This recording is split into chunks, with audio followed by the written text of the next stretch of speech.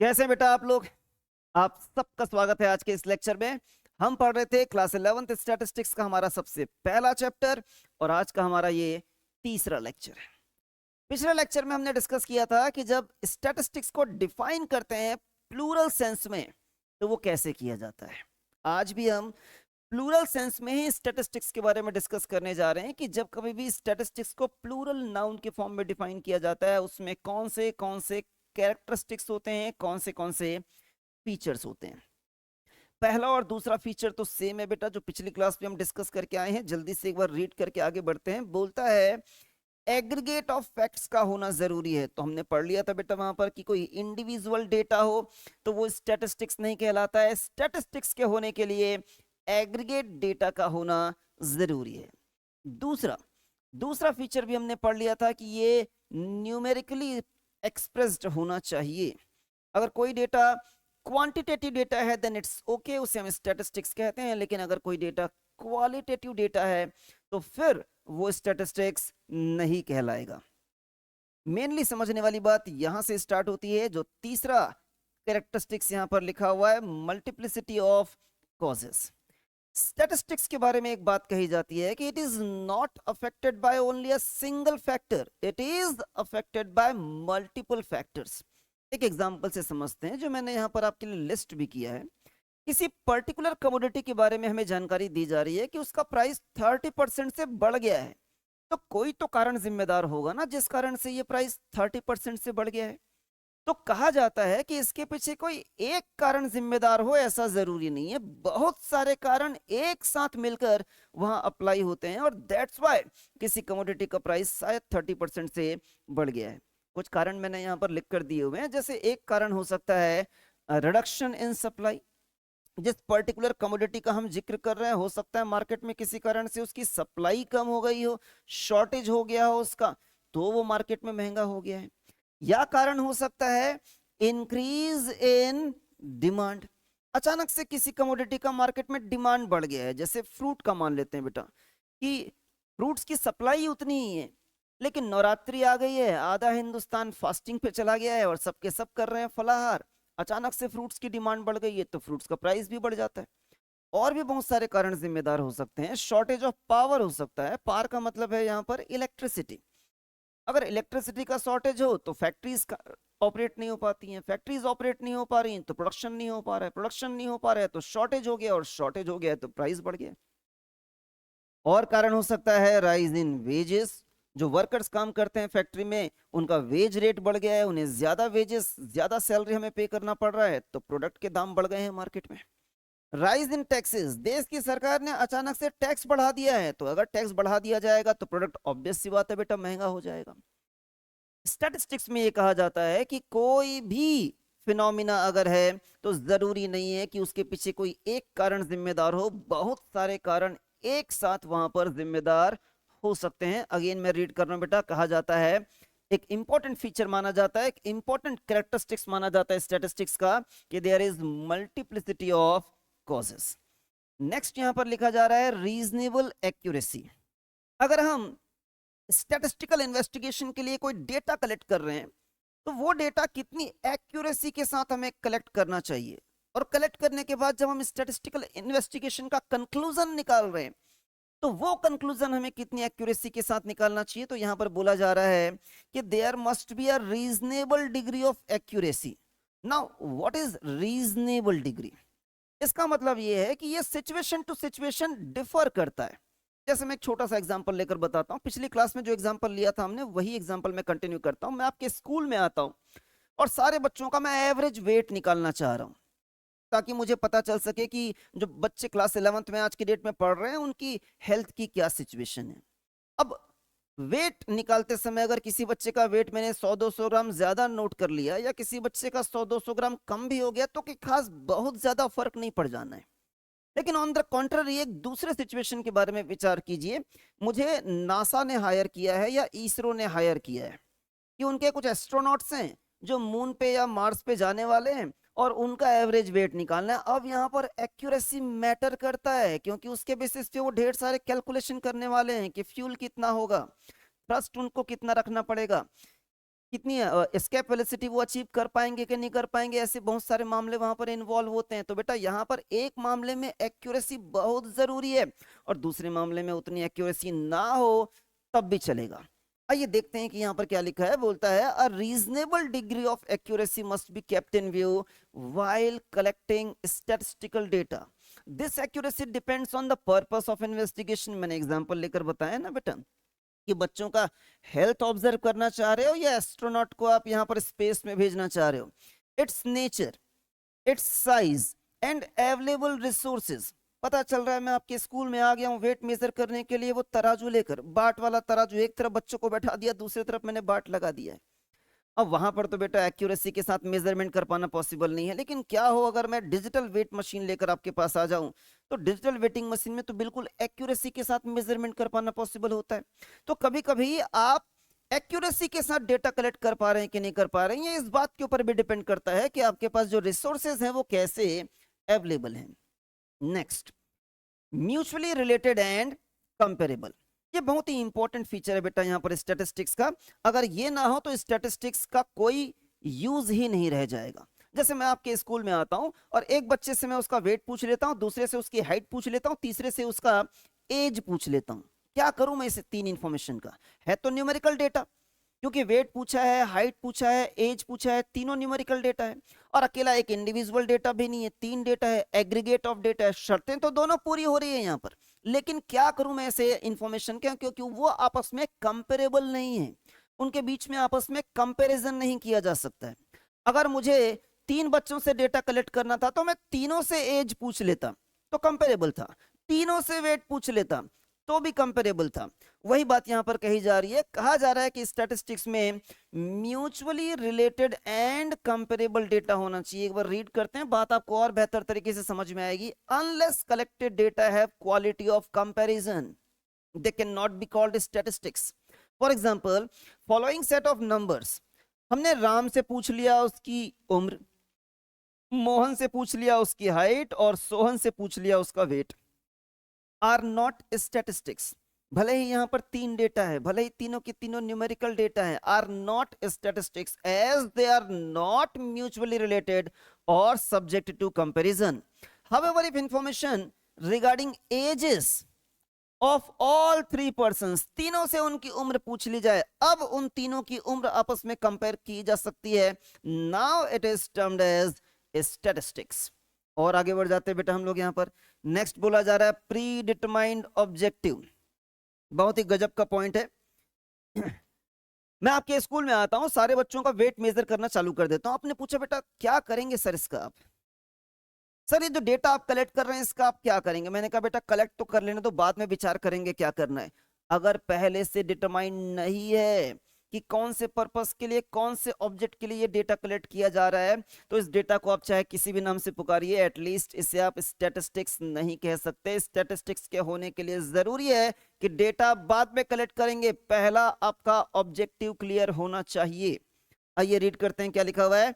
Statistics are collected with some predetermined objective. Any information collected without any definite objective will only be a number. वो सिर्फ एक number है, उसे हम statistics नहीं कह सकते। एन्यूमरेटेड और एस्टिमेटेड, क्या डिफरेंस है बेटा यहाँ पर एन्यूमरेटेड में और एस्टिमेटेड में? मैं एक छोटा सा एग्जांपल लेकर आपको बताता हूं, आपको बात समझ में आएगी। सबरी ने भगवान श्री राम को खिलाए मीठे बेर। प्रभु श्री राम सामने बैठे हुए हैं, उनको लगी है भूख, उनके बगल में एक टोकरी पड़ी हुई है जिसमें रखे हुए हैं बेर, और सबरी प्रभु राम को खट्टे बेर नहीं खिलाना चाहती है। तो वो चक्कर देखती हैं, जो मीठे बेर होते हैं वो प्रभु राम को दे देती है, भले ही झूठे ही क्यों ना हो, वो प्रभु राम को दे देती है, और खट्टे बेर वो किनारे रख देती हैं। फिर दूसरा चक्कर देखती हैं, जो मीठा होता है वो फिर से प्रभु राम को दे देती हैं, खट्टा होता है तो बगल में रख देती हैं। उन्होंने यहाँ पर हर एक बेर चख कर देखा है। इसे बोलते हैं एन्यूमरेशन, कंप्लीट एन्यूमरेशन। एक भी एलिमेंट, एक भी यूनिट यहाँ पर इग्नोर नहीं किया जा रहा है। लेकिन क्या हो, अगर आप किसी फ्रूट सेलर के पास अंगूर खरीदने गए हैं, तो क्या जो अंगूर आप खरीदने जा रहे हैं उसका हर एक दाना चक्कर देखेंगे उसके बाद खरीदेंगे? नहीं, हम ऐसा नहीं करते हैं। हम क्या करते हैं, हम रैंडमली एक दो दाना उठाकर चक्कर देखते हैं, अगर खट्टा हो तो हम अनुमान लगा लेते हैं, हम एस्टिमेट कर लेते हैं कि शायद पूरा का पूरा बैच ही खट्टा होगा, तो हम भैया को खरीदने से इनकार कर देते हैं कि भैया रहने दो, खट्टे लग रहे हैं अंगूर यहाँ पर तो। लेकिन क्या हो, अगर वो दो चार दाने आपने चक्कर देखे हैं वो मीठे निकल आए, तो आप अनुमान लगा लेते हैं, आप एस्टिमेट कर लेते हैं कि शायद पूरा का पूरा बैच मीठा होगा, देन फिर उसे आप खरीदना डिसाइड कर लेते हैं। ये जो दूसरी बार आपने काम किया ना बेटा, इसे कहा जाता है, अंगूर खरीदते समय जो तरीका आपने अपनाया, इसे कहा जाता है एस्टिमेशन मेथड। स्टैटिस्टिक्स वो भी है जो सबरी कर रही थी, स्टैटिस्टिक्स वो भी है जो आप अंगूर खरीदते समय कर रहे हैं, लेकिन दोनों जगह पर नाम अलग अलग है। सबरी जो कर रही हैं वो कहलाता है एन्यूमरेशन, कंप्लीट एन्यूमरेशन, और आप जो अंगूर खरीदते समय कर रहे हैं उसे हम कहते हैं एस्टिमेशन। अगर हम यहाँ पर देखें, अदरवाइज तरीके से चर्चा करें, जैसे कि मैं जो एग्जांपल लेकर चल रहा था आपके लिए कि अगर मुझे जिम्मेदारी दी गई है सिर्फ आपके स्कूल के बच्चों का एवरेज वेट निकालना है, तो कोई बड़ा मुद्दा नहीं है बेटा। मान लेते हैं आपके स्कूल में 50 बच्चे क्लास 11th में पढ़ते हैं, हर एक बच्चे का वेट मैं मेजर कर लूंगा और उसका एवरेज निकाल लूंगा। लेकिन क्या हो अगर इन्वेस्टिगेशन का फील्ड काफी लार्ज हो, मुझे जिम्मेदारी दे दी गई है कि पूरे हिंदुस्तान में जितने बच्चे क्लास 11th में पढ़ते हैं उन सबका एवरेज वेट निकालिए। अब ये काफी ज्यादा एफर्ट वाला काम हो जा रहा है, काफी ज्यादा समय इसमें लगने वाला है, काफी ज्यादा खर्च भी इसमें होने वाला है। अगर मैं एक एक बच्चे का वेट मेजर करने चले जाऊं, तो हम क्या करते हैं बेटा, एक ऑल्टरनेटिव तरीका यूज करते हैं। हम हिंदुस्तान के सारे स्टेट्स में जाएंगे, सारे स्टेट्स के लगभग सारे बड़े शहर में जाएंगे, कुछ गांव भी हम चुन लेंगे, हर शहर के दो तीन स्कूल चुन लेंगे, कुछ गवर्नमेंट कुछ प्राइवेट स्कूल्स। गांव में चले जाएंगे, कुछ स्कूल्स वहां से चुन लेंगे, और वहां के हर एक स्कूल के कुछ कुछ बच्चों का हम यहाँ पर क्या करेंगे, वेट मेजर कर लेंगे। हम हर एक बच्चे का वेट मेजर नहीं करेंगे, पूरे हिंदुस्तान से कुछ बच्चे हम चूज करेंगे और उनका एवरेज वेट निकाल लेंगे, और उनका जो भी एवरेज वेट आएगा उसके बेसिस पर हम अनुमान लगाने की कोशिश करेंगे, हम एस्टिमेट करने की कोशिश करेंगे कि पूरे हिंदुस्तान में जितने बच्चे क्लास 11th में हैं उनका एवरेज वेट कितना हो सकता है। अगर मैं सिर्फ आपके स्कूल के बारे में चर्चा करूं तो वो मामला कंप्लीट एन्यूमरेशन का था, वो भी स्टैटिस्टिक्स था। लेकिन अगर मैं पूरे हिंदुस्तान के रिस्पेक्ट में जिस प्रकार से डेटा कलेक्ट करने के बारे में चर्चा कर रहा हूं, इसके बारे में जिक्र करें हम, तो ये मामला ये भी स्टैटिस्टिक्स है, लेकिन इसे पुकारा जाएगा किस नाम से, एस्टिमेशन मेथड। आइए देखते हैं यहां पर क्या लिखा हुआ है। स्टैटिस्टिक्स में बी कलेक्टेड बाय एन्यूमरेशन, आप चाहें तो एन्यूमरेशन मेथड यूज कर सकते हैं, और आर एस्टिमेटेड, या आप एस्टिमेशन का मेथड भी यूज कर सकते हैं। If the field of investigation is limited, जैसे मुझे सिर्फ आपके स्कूल का डेटा कलेक्ट करना हो, the enumeration method is appropriate, क्योंकि वो एक्यूरेट होता है। If the field of investigation is vast, जैसे पूरे हिंदुस्तान के बारे में मुझे डेटा कलेक्ट करना है, द प्रोसीजर ऑफ एस्टिमेशन में बी हेल्पफुल, और अब की बार हमें एस्टिमेशन वाला मेथड यूज करना चाहिए। लास्ट यहां पर कैरेक्टरिस्टिक्स लिखा हुआ है कलेक्टेड इन सिस्टमैटिक मैनर। फिर अगेन मैं आपके स्कूल में आ गया हूं, आपके स्कूल के लिए मैंने क्लास 11th के बच्चों के लिए क्या किया है, एक पेज ले लिया है, सारे बच्चों के नाम लिख लिए हैं, फिर मैंने 3 कॉलम बना लिए हैं। एक कॉलम में उन सारे बच्चों का वेट लिख रहा हूं, दूसरे कॉलम में उन सारे बच्चों का एज लिख रहा हूं, तीसरे कॉलम में उन सारे बच्चों का मार्क्स लिख रहा हूं, चौथे कॉलम में उन सारे बच्चों का मैं हाइट लिख रहा हूं। फिर मैंने एक दूसरा पेज लिया जो क्लास 12th के बच्चों के लिए है, एक तीसरा पेज लिया जो क्लास 10th के बच्चों के लिए है, चौथा पेज लिया जो क्लास 9th के बच्चों के लिए है। अभी जो डेटा मैं कलेक्ट कर रहा हूं इसे हम कहते हैं कि हम डेटा सिस्टमैटिक मैनर में कलेक्ट कर रहे हैं, क्योंकि मुझे किसी भी बच्चे का कल के डेट में हाइट पूछ लिया जाएगा तो वो डेटा ऑब्जर्व करके मैं आसानी से बता सकता हूं कि वो कौन सी क्लास का बच्चा है। जिस बच्चे का मैं हाइट बता रहा हूं उसका वेट कितना था, उसका मार्क्स कितना था, मैं हर एक इंफॉर्मेशन सिस्टमैटिक वे से बता सकता हूं। लेकिन वहीं अगर मैं 3-4 अलग अलग पेज यूज ना करूं, मैं एक ही पेज यूज करूं, जिस बच्चे का मन में आ रहा है वेट लिख ले रहा हूं, जिस बच्चे का मन में आ रहा है एज लिख ले रहा हूं, जिस बच्चे का मन में आ रहा है मार्क्स लिख ले रहा हूं, और कल की डेट में कोई एक न्यूमेरिकल डेटा निकाल करके मुझसे पूछता है कि बताओ भाई ये तुमने क्या लिखा था, मैंने कहा सर ये तो बच्चे की एज लग रही है, बोले नहीं नहीं सर एक मिनट शायद एज नहीं है सर, शायद ये बच्चे का वेट है सर, नो सर शायद ये हाइट है। मैं खुद वहां पर रिस्पांस नहीं कर पा रहा हूं, क्योंकि मैंने इस गंदे तरीके से डेटा कलेक्ट किया है कि कल के डेट में जब डेटा एक्सट्रैक्ट करने की बारी आ रही है तो हम खुद प्रॉपर तरीके से वो डेटा एक्सट्रैक्ट नहीं कर पा रहे हैं। तो इसे कहा जाता है कि data is collected in haphazard manner. तो बात यहां पर सिंपल सी है बेटा, कहा जा रहा है कि हैप्पैजार्ड मैनर में डेटा कलेक्ट नहीं करना चाहिए, डेटा जो आप कलेक्ट करते हैं वो आपको सिस्टमैटिक वे से कलेक्ट करना है। तो statistics should be collected in systematic manner. Statistics में डेटा आपको सिस्टमेटिक मैनर में कलेक्ट करना चाहिए। No conclusion can be drawn from statistics collected in haphazard manner. अगर आपने डेटा हैप्पैज़ार्ड मैनर में कलेक्ट किया हुआ है तो स्टैटिस्टिक्स का पूरा पर्पस ही डिफीट हो जाता है, क्योंकि वहां से कोई कंक्लूजन नहीं निकाला जा सकता है। For example, data regarding the marks secured by the students of a college without any reference of the class। Marks लिख लिए हैं, कौन से क्लास का बच्चा है आपने ये नहीं लिखा हुआ है, आपने सब्जेक्ट का नाम नहीं लिखा हुआ है कि मार्क्स तो लिख लिया, लेकिन बच्चे का कौन से सब्जेक्ट का मार्क्स आप लिख रहे हो। आप यहाँ पर एग्जामिनेशन का नाम भी नहीं लिख रहे हो कि कौन से एग्जामिनेशन का है। आप यहाँ पर मैक्सिमम मार्क्स भी नहीं लिख रहे हो। अब सिंपली मार्क्स लिख कर आ गए हो कि एक पर्टिकुलर बच्चे का नाम लिख दिया, बगल में उसका मार्क्स लिख दिया आपने। ये डेटा किसी काम का नहीं है, क्योंकि यहां से कोई कंक्लूजन नहीं निकाला जा सकता है। आइए देखते हैं बेटा, कुछ क्वेश्चंस हैं जो आपसे एग्जाम में पूछे जाते हैं। Which of the following is correct regarding statistics. बोलता है एग्रीगेट ऑफ फैक्ट, बिल्कुल सही बात लिखी गई है। न्यूमेरिकली एक्सप्रेस्ड होता है, ये भी सही बात लिखी गई है। Affected by multiplicity of causes, ये भी लिखा हुआ है। क्योंकि सब सही है तो करेक्ट ऑप्शन आएगा बेटा यहाँ पर D, all of these. In plural sense, which of the following is not a characteristics of statistics? Aggregate data तो बेटा characteristics है, इसलिए गलत हो गया क्योंकि हमसे पूछ रहा है not a characteristics। Only expressed in words, ऐसा कुछ हमने नहीं सुना बेटा। यहाँ पर words में क्यों express होना चाहिए? हमने तो पढ़ा था ना कि वो numerical terms में express होना चाहिए। शायद यही गलत है, यही टिक करना पड़ेगा हमको। फिर भी आगे एक बार देख लेते हैं। Affected by multiplicity of causes, ये है इसलिए गलत है। कलेक्टेड इन सिस्टमेटिक मैनर, ये भी सही है इसलिए गलत है। अल्टीमेटली करेक्ट ऑप्शन आएगा यहाँ पर बी। दो स्टेटमेंट यहाँ पर लिखे गए हैं, रीड करते हैं कौन सा स्टेटमेंट इसमें से सही है। पहला स्टेटमेंट यहाँ पर लिखा जा रहा है the data collected without any objective is called numbers. बिल्कुल सही बात लिखी हुई है बेटा। बिना किसी ऑब्जेक्टिव के डेटा कलेक्ट कर लोगे तो क्या उसे आप स्टैटिस्टिक्स बोल पाओगे, या सिर्फ वो एक नंबर है? सिर्फ वो एक नंबर है, बिल्कुल सही बात लिखी हुई है। All numerical information is not statistics, ये भी सही बात बोली जा रही है कि सिर्फ और सिर्फ न्यूमेरिकल इंफॉर्मेशन का होना जरूरी नहीं है।